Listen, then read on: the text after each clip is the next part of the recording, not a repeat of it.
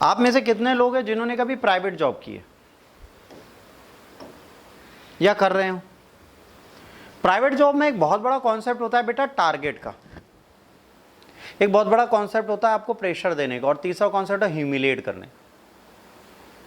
जैसे मैंने आपको कोई टारगेट दिया, मैंने कहा भाई मुझे शाम तक 10 लाख चाहिए, मैनेजर हूँ मैंने टीम को भेजा जाओ 10 लाख लेके आओ, नहीं लेके आए तो जो टीम में लाता है उसे हम चीयर अप करते हैं, जो नहीं लाता उसकी बेइज्जती करते हैं, बिल्कुल नहीं आता उसे और चिल्लाते हैं और चिल्लाते हैं कि भाई तुम्हें तो कुछ आता ही नहीं, तुम बदअकल हो, तुम्हें तमीज़ नहीं है, तुम बेशरम हो, सारी चिल्लाहट उसके ऊपर डाल देते हैं। अभी जो सारी चिल्लाहट डालते हैं इससे क्या होता है, वो साइकोलॉजिकली इल होने लगता है, वो अपनी परफॉर्मेंस को और सबड्यूड कर देते हैं। रादर देन मोटिवेटिंग देम, हम उन्हें क्या करते हैं, डिग्रेड करते हैं, और जब डिग्रेड करते हैं तब हमें ज़्यादा प्रॉब्लम होती है। डिग्रेडेशन नहीं करना चाहिए किसी चीज़ का, अगर आप किसी चीज़ का डिग्रेडेशन करते हो तो हमें प्रॉपर लॉसेज होने लगते हैं। तो डोंट डिग्रेड एनीवन, ठीक है, उसी से रिलेटेड है पूरा कॉन्सेप्ट है। Gas lighting is a now a common problem in work places around the world. It is known for having a big effect on workers' mental health and ability to do their job. बहुत important line है। Gas lighting का simple सा मतलब है हमारे ऊपर बहुत ज़्यादा मेंटल स्ट्रेन है और हम जो काम कर रहे हैं वो हम नहीं कर पाते और हमारी एबिलिटी सबड्यूड होती है, मतलब नीचे जाती है, अब हम उस पर्टिकुलर काम को नहीं कर पाएंगे। इसके बाद undermining a person reality to the point where they questions their memory, perception, reasoning in this type of the psychological manipulation. अब यहाँ पर क्या होता है, एक ऐसा टाइम आता है जब सामने वाला अपने एक्सपीरियंस, अपनी बुद्धिमत्ता और अपनी, ठीक है, क्वेश्चनिंग की पावर को खुद चैलेंज करता है कि मैं सही हूं। लेट सपोज जैसे मान लीजिए कि मैं एक व्यापार कर रहा हूं, ठीक, जेन्युइनली आपको बताऊं बेटा, व्यापार में अगर आपके पास 1% चांस भी है सफल होने का और 99% दुनिया को लगता है कि आप असफल हो रहे हो, इस 1% को इस सोच के साथ अगर आप सही रखोगे तो आज नहीं तो कल आप सफल होगे। जब आप जॉब भी करते हो वहां पर सामने वाला कहता है आप नहीं कर सकते, इवन आप आईएएस की प्रिपरेशन कर रहे हो, आपके आसपास के लोग कहते हैं यार तुम नहीं कर पाओगे, तुम्हारी औकात नहीं, तुम्हारा दिमाग नहीं चलता, तुम्हारे ये प्रॉब्लम है, आप उसे इग्नोर करिए, क्योंकि जब आप नहीं करेंगे तो वो सोशल प्रेशर भी कहीं ना कहीं किसी भी एस्पिरेंट, किसी भी व्यक्ति को मेंटली इल कर देता है। हम अपने ऊपर डाउट करने लगते हैं, होता है ना। जैसे मान लीजिए आप यूपीएससी की प्रिपरेशन कर रहे हैं, बहुत अच्छी चीज़ें आप कर रहे हैं, मान लीजिए आप 21 साल के हैं बेटा थोड़ी देर बाद, और दूसरा 28 साल का। अब आप ये कहें कि सर 21 साल वाला और 28 साल वाला एक साथ सेलेक्ट हो जाए, नहीं पॉसिबल। इसने जब 28 की एज में अपनी प्रिपरेशन स्टार्ट की है, वो इतनी मेंटल टेंशन और मेंटल स्ट्रेस झेल के आया है कि इसके प्रिपरेशन में 24 से 25 महीने लग सकते हैं। बट ये बंदा भी बिल्कुल फ्रेश है, इसको फैमिली प्रेशर नहीं है, 14 महीने में अपना एग्जाम निकाल सकता है। That is also the age factor which comes around reason आप ऑलरेडी गैस लाइटिंग का शिकार हो चुके हैं मार्केट। ठीक बेटा, ये खत्म हो फिर आप पूछिएगा जो भी पूछना। When it happens at work, gas lighting can be very suitable, but it has very bad effect. अगर एक काम में होता है तो बहुत अच्छी चीज़ है, सुटेबल है, बट इसके इफेक्ट बहुत बुरे। अगर आपको आपका एम्प्लॉय डांट रहा है 24 घंटे, भाई मान लो मुझे टारगेट दिया गया, मुझे 2 लाख रुपए कमा के लाने, नहीं मिला मुझे कोई बैंक का अकाउंट खोलने के लिए, तो मुझे गरियाओगे? आप मुझे गलियाओगे? नहीं गरिया सकते, पर आप गालियां दे रहे हो तो कहीं ना कहीं प्रॉब्लम होगी। ये मेंटल स्ट्रेस को बहुत बुरा करता है। It includes things like denying facts over and over, making serious worries seems less important, and putting the blame on the victim. अब यहाँ पर क्या है, फैक्ट्स को बार बार डिनाई करना है ना, सीरियस वरीज देना, और सबसे इंपॉर्टेंट चीज़ है विक्टिम को बार बार ब्लेम करना कि ये तुम्हारे चक्कर में हो रहा है। पूरी कंपनी का ठेका ही अकेले एम्प्लॉय ने नहीं ले रखा ना, 99% अगर काम कर रहे हैं तो 1% कंपनी डुबो देगा, नहीं डुबो सकता, बट फाइनल ब्लेम उसी पे आता है। The target loss faith in their own judgement. अब जो टारगेट है वो खुद की डिसीजन मेकिंग में अपने ही विश्वास खो देते हैं, which hurts their confidence and success at work. अब जब आप किसी को रोज जलील करोगे तो अपने फैसले सही से नहीं ले पाएगा, जब नहीं ले पाएगा तो क्या होगा, उसको बहुत सारे लॉसेस होने लगेंगे, है ना। कॉन्फिडेंस एंड सक्सेस जो उसकी वर्क की थी वो डाउन होती जाएगी, अभी नीचे होती चली जाएगी। The phrases comes from 1938 play gas lightning, which is about a husband who manipulates his wife by changing how she sees the world. ये एक प्ले था गैस लाइटनिंग, जिसके थ्रू हस्बैंड अपनी वाइफ का परसेप्शन बदलता है दुनिया देखने का और उसका पूरा ब्रेन वॉश कर देता है। वहां से ये साइकोलॉजिकल वर्ड आया जिसका नाम है गैस लाइटनिंग। ध्यान रखना, गैस लाइटनिंग का सिंपल सा मतलब है कि हम आपको पूरी तरह मैनिपुलेट कर दे, इतने प्रेशर में डाल दिया, ऐसी चीजें दिखाने लगे कि आप निगेटिव होते चले जाएं अपने परसेप्शन के लिए, अब आपको खुद पर यकीन न रह जाए, जिसको आप कभी कभार ब्रेन वॉश भी बोलते हो। पर वो ब्रेन वॉश अलग चीज़ है, क्योंकि वो एक मकसद से किया जाता है, मकसद कोई नहीं है। हम उसको डिग्रेड इसलिए कर रहे हैं क्योंकि वो काम नहीं कर रहा, पर उसके ऊपर साइकोलॉजिकल इलनेस आ रही है, वो अपनी लाइफ खत्म करता चला जा रहा है। ठीक है, वर्क प्लेस पे गैस लाइटिंग कैसे होती है? डिनाइंग और distorting facts. For example, a manager might deny approving a request they previously agreed to. अब कभी कभार होता है ना कि सर कल मैं जाऊंगा, है ना, मार्केट में, सर यहाँ पे कैनोपी लगाऊँ, यहाँ पे बैठूंगा और मेरे को एडमिशन मिल जाएंगे। उसने कहा ओके डन। सुबह आया, कह रहा that was a very bad idea, you can't do. कल आप अप्रूव हुए, वो मेंटली प्रिपेयर है अगले दिन वो काम करने के लिए, तुमने कहा अब तुम नहीं कर सकते, डिनाई कर दिया। अब वो मेंटली बैठ के सोचेगा मैंने ऐसी कौन सी चीज़ मांग ली थी जो मुझे दे नहीं सकता था। मेंटल अनरेस्टनेस आई ना, अनरेस्ट हुआ उसके अंदर, ये प्रॉब्लम आई। उसके बाद ट्रिवायलाइजिंग कंसर्न। अब यहां पे comment, you are just too sensitive, dismiss the employees legitimate grievances. अब जैसे एक बंदा बहुत ज्यादा दुखी है, ठीक है, तो कभी कभार क्या होता है ना, एम्प्लॉइज रोने लगते हैं, तो कहेगा तुम बहुत ज्यादा सेंसिटिव, बेकार इंसान हो, इतना रोतलू तो मुझे नहीं चाहिए। होता है ना इंडियन मार्केट में, अगर कोई लगातार रोए, कह रहे इतना रोतलू है तो क्या करेगा मार्केट में, काम नहीं कर पाएगा, भाग यहाँ से। हो सकता है जेन्युइनली उसके पास एक रीजन हो रोने का, बट उस रीजन को हमने इस डायलॉग से खत्म कर दिया। अब सामने वाला इमोशनल कम हो गया, और ये जब होता है तो पता है क्या होता है, person get stressed and that over stressed will lead you to suicide. इंसान आत्महत्या कर लेता है अगर ये चीज कांस्टेंट उसकी लाइफ में चलती रहती है। Shifting blame, incorrectly blaming an employee for failures और मिस्टेक। गलती मैनेजर की है, डांट एम्प्लॉय को पड़ रही है, तेरे चक्कर में काम नहीं हुआ, आज पैसे आने थे। अब सामने वाला खोपड़ी खुजला रहा है कि साला सवेरे से तो हम बैठे हैं, सारे काम कर रहे हैं, पैसा क्यों नहीं आया, किसकी गलती है? गलती तो है। अब इन्होंने क्या किया, कोई भी चीज हुई तो ब्लेम को दूसरे के ऊपर डालना, that called blame game.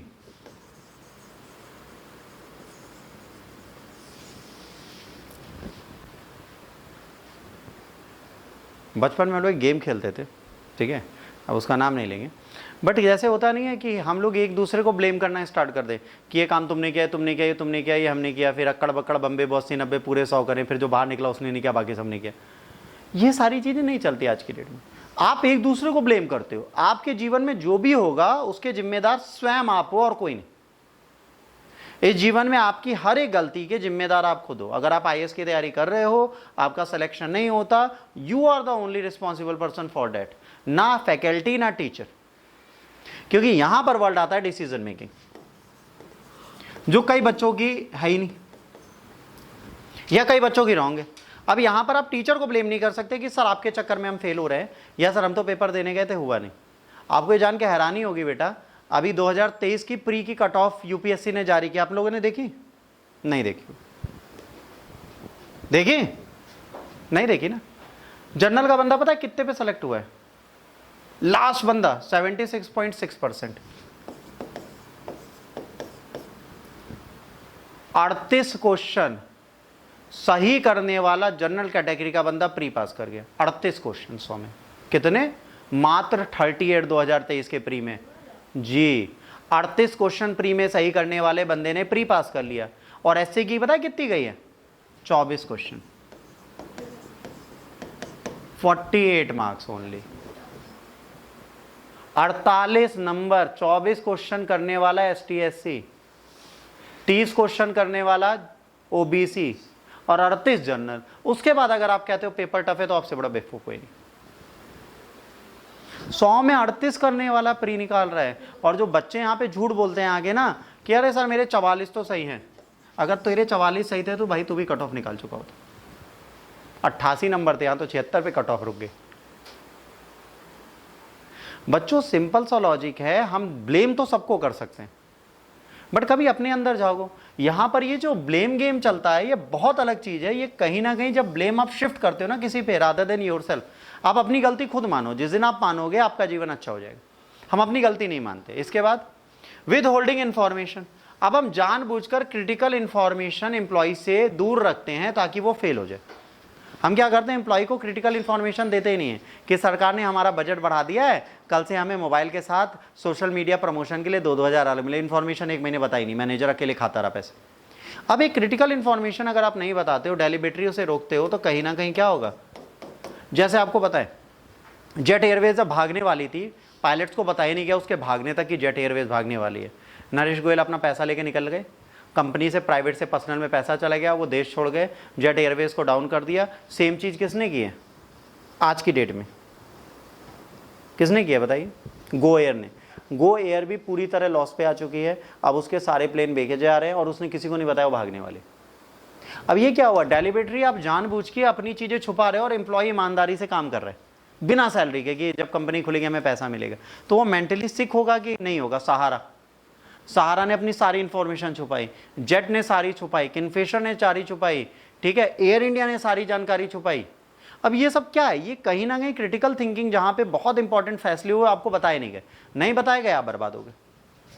Isolation, preventing the victim from forming supportive workplace relationship by spreading rumors and misinformation। अगर एक बच्चा काम ठीक से नहीं कर रहा है, एक एम्प्लॉय काम नहीं कर रहा, तो आप दूसरे एम्प्लॉयज को भड़का दो कि ये बंदा काम नहीं कर पाता है, बेवकूफ़ है, इसको कुछ नहीं आता, ये इडियट है, उसको आइसोलेट कर दो। जब उसे आइसोलेट कर दोगे वो और दुखी हो जाएगा, और वो जब सपोर्टिव टीम नहीं मिलेगी वो बर्बाद हो जाएगा, वो काम नहीं कर पाएगा। सेम चीज़ हमारी लाइफ में होती है। यूजिंग इंटिमिडिएशन, एम्प्लॉय थ्रेट्स और aggressive behaviour to keep the victim anxious and subdued। These behavior not only damage individual employee but can also degrade the overall workplace atmosphere, leading to reduced moral and productivity। अब एक employ को आप लगातार धमकाओ, लगातार उसकी चीज़ों को खराब रखो, उसे क्रोध में रखो। जैसे मान लो बाहर कोई रिसेप्शन पे बैठा हो, मुझे बड़ी चिढ़ है, बदतमीजी आ जाती है, गुड इवनिंग, ऐसे बोल तो मैं चला जाओ, मेरे से बात मत किया करो, काम करो चुपचाप। वो क्यों करेगी काम? अगर एक मैनेजर उसे चिल्लाते हुए जा रहा है, या दूसरी बार सर मेरी तबीयत खराब है, घर जाना है, तुम्हारा रोज का नाटक है, भाग यहाँ से। अब वो एम्प्लॉय जो था वो डर गया, और अब इससे क्या हुआ, जो अदर एम्प्लॉयज काम कर रहे हैं उनके लिए भी एटमॉस्फेयर डाउनफॉल पे जा रहा है, यार प्रोडक्टिविटी अच्छी नहीं आएगी। अब वहाँ पे मोराल है ही नहीं, क्योंकि हम एक एम्प्लॉय को समझ ही नहीं रहे। एक एम्प्लॉय ने आके कहा भाई मेरे घर पे किसी की डेथ हो गई तो हमारे घर पे नहीं होती क्या, निकल यहाँ से। अगर आप ऐसे बोल दो तो सामने वाला दोबारा आएगा? नहीं आएगा, एटमॉस्फेयर खराब होगा, वर्क प्लेस का एटमॉस्फेयर। तो कह रहे हैं अगर ये खराब होता है तो कहीं ना कहीं प्रोडक्टिविटी खत्म होती है, और कल को आप भी गाली सुन लोगे, किसी मैनेजर साहब की मैनेजर ही निकल जाएगी। अब एड्रेसिंग गैस लाइटिंग क्या होता है? Promoting a transparent culture, safe worker के लिए हो, उनकी प्रॉब्लम को समझे, ओपन कम्युनिकेशन करें, देखें वो काम क्यों नहीं कर पा रहा, उनको मोटिवेट करके इस चीज को कराएं। प्रोवाइडिंग ट्रेनिंग, भाई आपने किसी को रख लिया इज नॉट अबाउट वर्क। मान लीजिए मैं किसी को रखता हूं यूपीएससी के काम के लिए, तो उसको यूपीएससी के बारे में बताऊं तो उस बेचारे को पता ही नहीं उसे करना क्या है। वो आया, हाँ पैसा देना है, कितना देना है, 7,000, काहे के लिए, यूं तो हमको नहीं पता। तो एक बच्चा आपको पैसा क्यों देगा? किसी से भी पैसे लेने के लिए आपको उसको लॉजिकल रीजनिंग आंसर्स देने पड़ेंगे, आप ये नहीं दे पाओगे जब तक आपकी ट्रेनिंग नहीं होगी, है ना। क्लियर पॉलिसीज हो, एकदम क्लियर पॉलिसीज होनी चाहिए, आपको कैसे क्या करना है, क्या होना चाहिए, एम्प्लॉयज के रूल्स क्या है, रेगुलेशंस क्या है, आपको कितनी छुट्टी मिलेंगी, सपोर्ट मैकेनिज्म होना चाहिए, एक सपोर्ट सिस्टम होना चाहिए कि ऐसे ट्रेनिंग और मीडिएशन और सर्विसेज के प्रोग्राम होने चाहिए, मेडिटेशन होना चाहिए कि कल को जो भी इफेक्टेड एम्प्लॉय है उसको सपोर्ट मिले। एक साइकोलॉजिकल की टीम रखो, साइकोलॉजिस्ट रखो, साइकेट्रिस्ट रखो, एक मेडिटेशन सेंटर बनाओ, रिलैक्सिंग मोड बनाओ। आपको पता है भले ही याहू हो या गूगल हो बच्चों,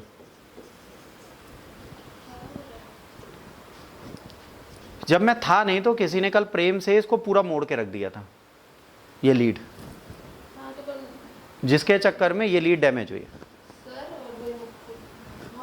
लीड पूरी रोल कर दी थी जिससे डैमेज हो गई, डैमेज हुई, और कुछ नहीं है, कोई बात नहीं, वो देखा जाएगा। अब यहाँ पर क्या है, ये लोग क्या करते हैं, वर्क स्पेस को फन स्पेस बना देते हैं। आप सोफे पे बैठिए, काउच पे बैठिए, फन जोन में जाइए, कहीं पड़ी, हमें वर्क चाहिए, आप चाहे सो भी जाइए, आप रेस्ट करिए, गेम खेलिए, सब करिए। आप गूगल का अगर वर्क स्टेशन देखिए, इंटरनेशनल जो गूगल ऑफिस है, आपको देख के लगेगा ही नहीं गूगल ऑफिस। वहाँ पे काउचेस पड़े, अतरंगी पूरा ऑफिस बना हुआ है, आपको वहाँ पे लगेगा मॉल के अंदर घुस गए। वहाँ पे एम्प्लॉयज़ कुछ भी पहन के आते हैं, कुछ भी पहन के जाते हैं। वहाँ पर सिर्फ आपको अपना साइबर का पूरा वो दिखाना है, अपनी टेक्नोलॉजी दिखानी है, आईटी से रिलेटेड चीज़ें करनी है। वहाँ पर ये नहीं कि आप पे प्रॉपर लाल पीले हरे ड्रेस में आओगे, गुड मॉर्निंग गुड इवनिंग, ना ना ना, आप आराम से काउच पे बैठ जाइए, झूला झूलते रहिए, बाहर गार्डन में बैठ जाइए, बाहर पार्क में बैठ जाइए, कहीं काम करिए, आपको सिर्फ काम करना है। तो अगर आपको प्रॉपर एटमॉस्फेयर मिलेगा तो एम्प्लॉय काम करेगा। वो छोड़ के आज गूगल वाले को मैं कहूँ आओ मेरे पास काम कर लो, तो वहीं पे लेट के हंसेगा पार्क में, कहेगा कौन बुला रहा है। बट अगर मेरे किसी एम्प्लॉय को गूगल बुलाए तो वो मुझसे पूछने थोड़े ना कहेगा सर मैं आया आया आया आया आ गया। Work space counts a lot, जहां पे गैस लाइटनिंग कम होती है वहां पर लोग ज्यादा जाते हैं।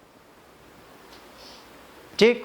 इनकरेजिंग अकाउंटेबिलिटी, अब ये श्योर करो कि भाई जो बंदा है जिसने ये काम किया है उसको आप पनिश करो, उसको समझाओ, है ना, उसको समझाओ कि भाई ये चीज आपने क्या किया, राइट काइंड ऑफ पनिशमेंट दो और इंश्योर करो कि अगली बार ये काम ना हो, अगर ये दोबारा होता है तो तेरी मेरी कट्टी। ये अगर आप समझा दोगे तो सामने वाला एम्प्लॉय काम करेगा। गलतियां किससे नहीं होती हैं, सबसे होती हैं। इंसान है, इंसान जो है वो गलतियां करते करते, ठीक। That is gaslight.